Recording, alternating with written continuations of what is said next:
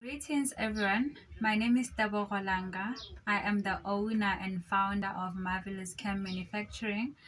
So basically what we do at Marvelous Chem, we manufacture and supply household cleaning products, and we are currently producing a dishwashing liquid.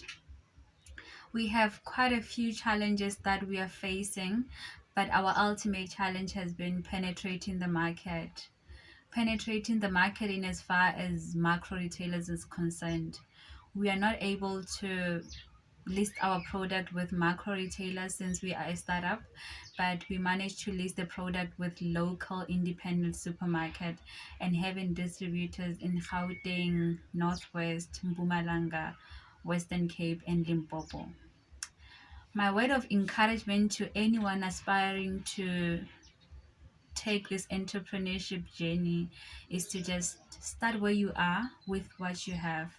Doesn't matter how long it takes you, but you're going to get there.